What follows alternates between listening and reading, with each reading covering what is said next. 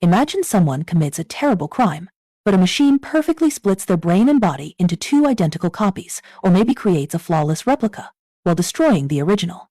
Would it make sense to punish the replica for the original person's crime? Intuitively, we might hesitate. This extreme sci-fi scenario actually strikes at the heart of our everyday justice system, which assumes that the person being punished today is the exact same enduring self who committed the act yesterday. Welcome to Philosophical Frontiers. Today, we are grabbing a coffee and diving into a fascinating paper by Monima Chadha titled Rethinking Responsibility, an Abhidharma Buddhist view.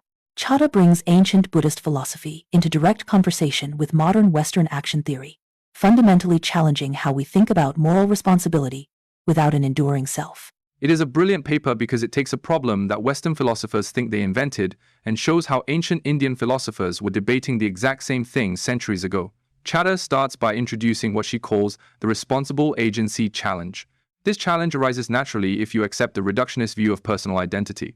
In contemporary Western philosophy, Derek Parfit famously explored this using those exact thought experiments of fission and replicas. Parfit argued that if reductionism is true, and we are just psychological continuities rather than permanent, unchanging souls, then facts about personal identity are not deep enough to ground our moral attitudes. As Parfit puts it, if reductionism is true, no one ever deserves to be punished for anything they did.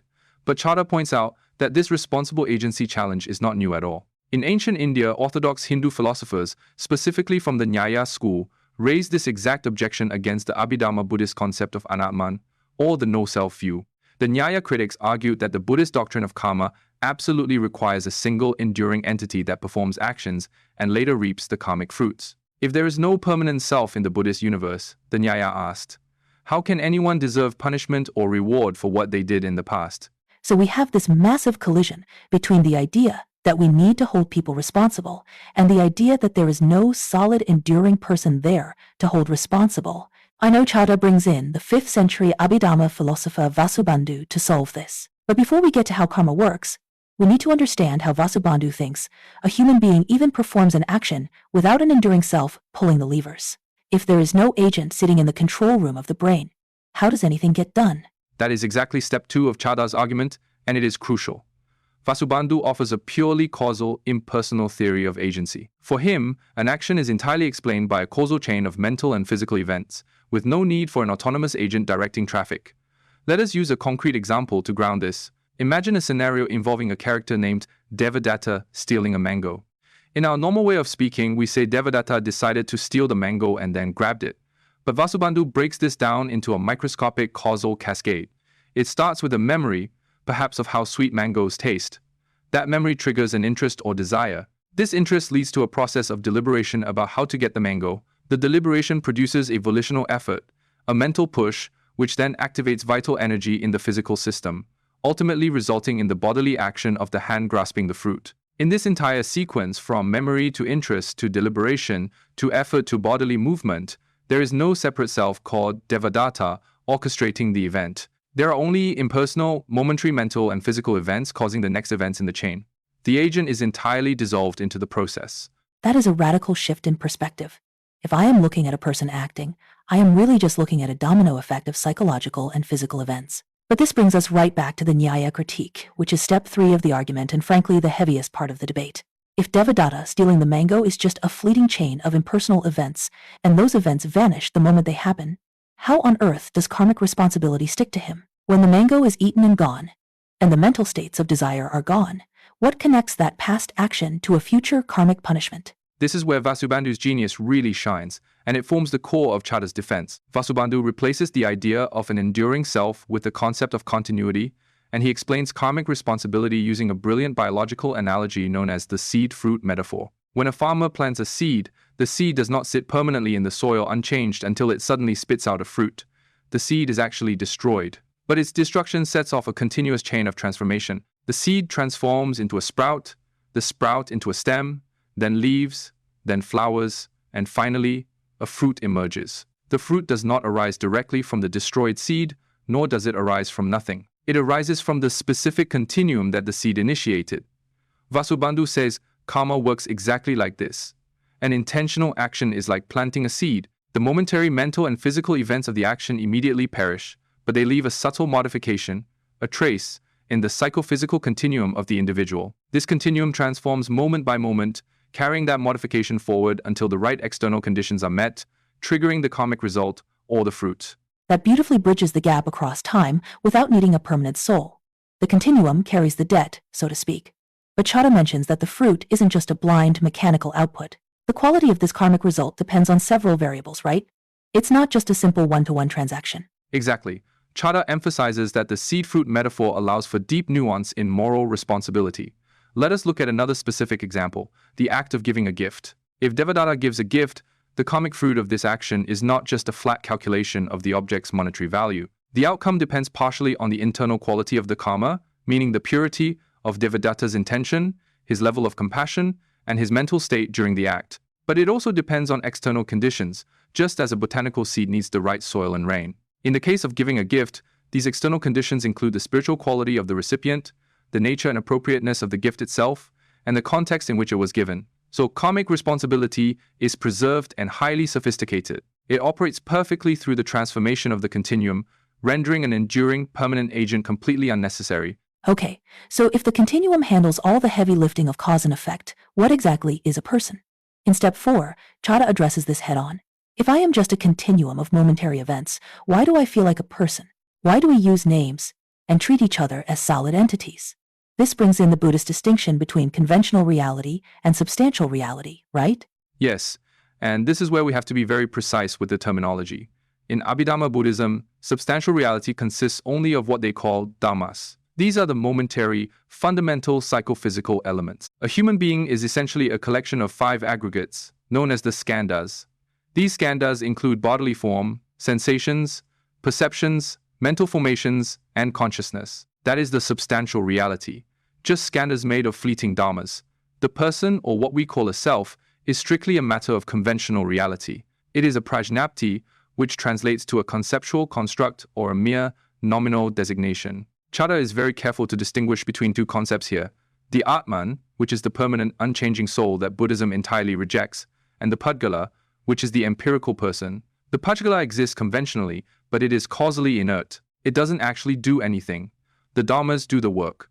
The concept of the person is just a convenient shorthand we use to navigate the world. To explain this, Vasubandhu relies on the principle of lightness, which is basically the Indian version of Ockham's razor. If we can completely explain actions and karma using just the causal continuum of dhammas, then postulating a permanent self is explanatorily redundant. We should shave it off. But Chadha notes a very important concession here. The Buddhists aren't saying we should banish the word I or you from our vocabulary immediately. There is a pragmatic use to this conceptual construct of the person, isn't there? Absolutely. They use the famous raft metaphor. A raft is incredibly useful for crossing a river, but once you reach the other shore, you don't carry the raft on your back. Similarly, the convention of a person, the prajnapti, is practically useful, especially for children. We use the concept of a stable person to teach children social rules, moral boundaries, and basic conventions of behavior. But the goal of Buddhist practice is spiritual maturity. Ultimately, to achieve liberation, one must recognize that this personhood is just a construct and let it go. We must step off the raft. Which brings us to step 5, a massive hurdle in contemporary philosophy. If we drop the concept of the person, what happens to our human relationships? The philosopher Peter Strawson famously argued that our moral responsibility practices are rooted in what he called reactive attitudes. These are the deeply ingrained interpersonal emotions like blame, anger, resentment, and gratitude. Strawson essentially argued that even if a determinist or reductionist theory is true in the abstract, we are psychologically incapable of giving up these reactive attitudes because they are the glue of human society. If there is no person there, who am I resenting? Who am I blaming?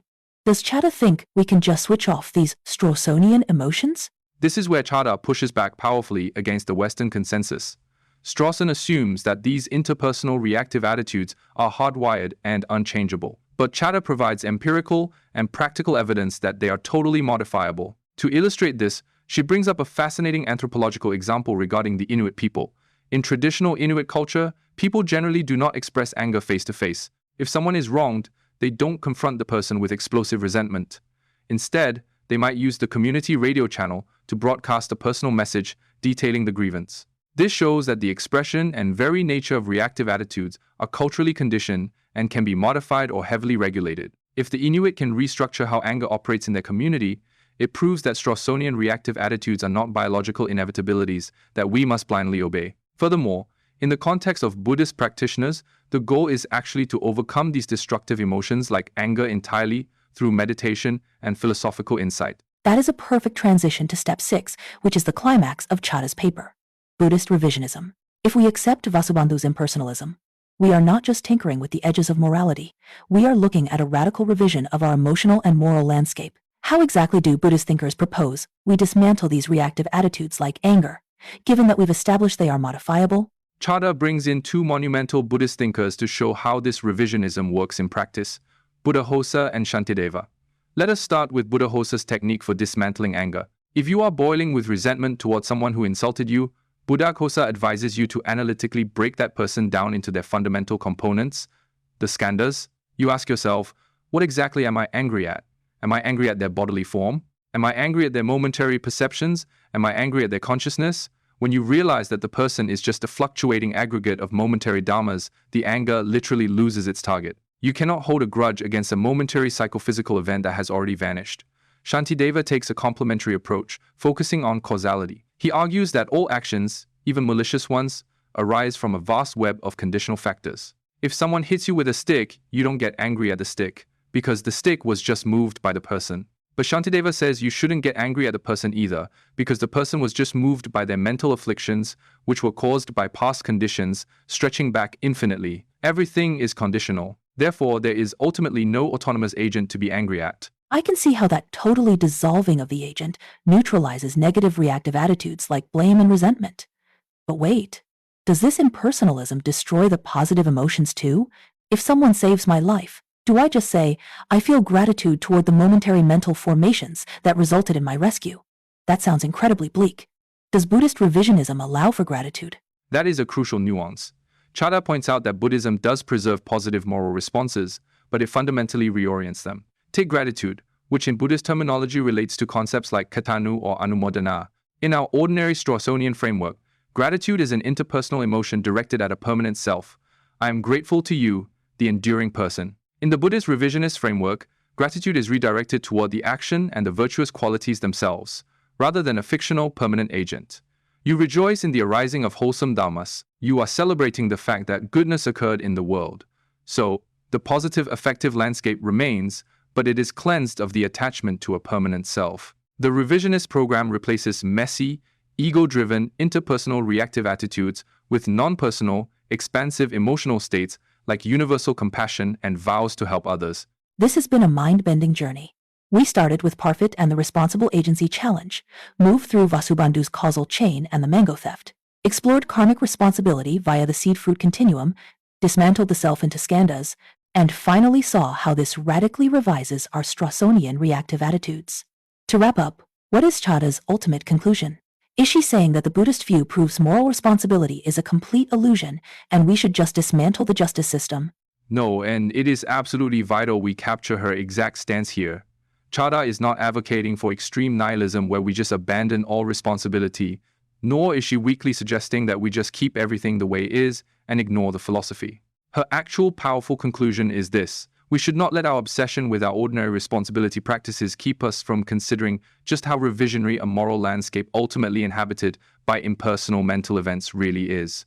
We can do better. She is challenging us to recognize that our current system of blame, anger, and retribution is built on an illusion of a permanent self. By embracing this Abhidharma Buddhist impersonalism, we have the opportunity to profoundly reform our moral practices, moving away from toxic reactive attitudes and toward a system based on understanding causes, modifying behavior, and cultivating universal compassion. We don't lose responsibility. We actually elevate it to a wiser, more effective level. What a profound place to land. It challenges us to look deeply at our own anger and our own assumptions about who we really are. Thank you for walking us through Monima Chadha's brilliant synthesis of Abhidharma Buddhism and contemporary philosophy. And thank you all for listening to Philosophical Frontiers. We'll catch you in the next episode.